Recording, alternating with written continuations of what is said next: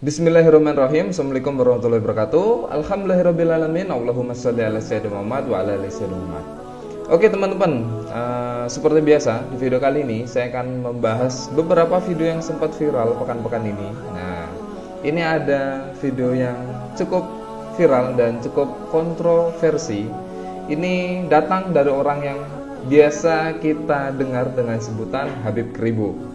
Nah, Habib Kribo ini bikin statement lagi dan beliau mengomentari salah satu masjid yang ada di Jawa Barat, terutama di kota Bandung, yaitu masjid yang baru dibangun yang bernama Masjid Al-Jabar. Jadi masjid ini dibangun oleh Ridwan Kamil dengan bercorak yang sangat megah dan bangunan yang sangat megah, dan tentunya dengan dana yang cukup fantastis juga. Dilansir dari beberapa media, masjid ini memakan dana sebesar 1 triliun rupiah, yang luas masjidnya ini adalah 21,8 ribu persegi. Ya, jadi masjid ini emang cukup megah dan cukup luas bagi masyarakat kota Bandung, dan tidak luput dari ocehan para buzzer, terutama di Habib Kribo ini. Sebelum kita lanjut videonya, mari kita simak video Habib Kribo ini, bagaimana beliau mengomentari Masjid Al-Jabar tersebut. Saya terkejut aja di situ, biayanya sampai ratusan miliar. Apakah Islam itu begini?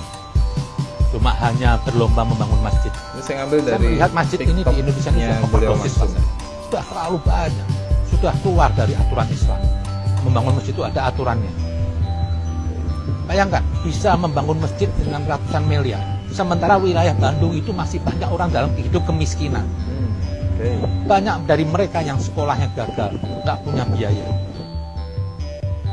Apa pentingnya membangun masjid gitu mewah?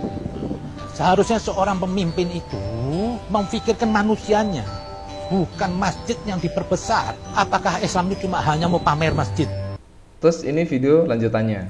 Yang dibilang Baitullah itu bukan tembok dan aksesoris megah-megahan. Lebih bagus itu dana-dana untuk masjid ini yang sudah kebanyakan dibuang-buang hanya untuk kontes persaingan masjid. Ini tidak bermanfaat. Ini yang bukan dimaksud Islam. Pernah ada perkataan satu dari Ali bin Abi Thalib, akan datang suatu zaman, hari-hari akan disibukkan pembangunan, tapi sepi dari bimbingan. Orang yang tinggal di dalamnya dan mereka yang mengunjunginya adalah yang terburuk di muka bumi. Ini loh, dari mereka kejahatan akan terjadi. Ini masjid.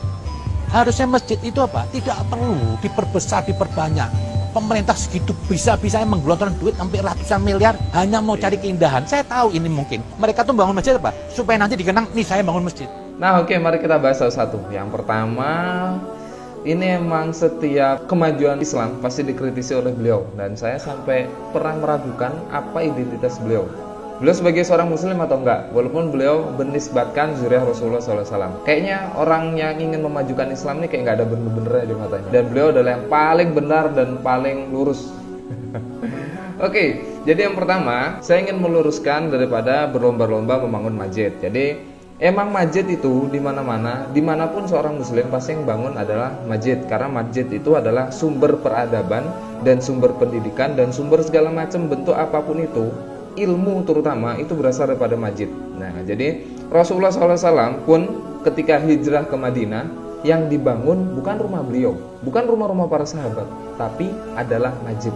Karena masjid di dalam Islam dari zaman Rasulullah SAW sampai era sekarang, masjid itu melambangkan peradaban entitas seorang muslim. Jadi masjid itu tidak bisa dijauhkan daripada seorang muslim.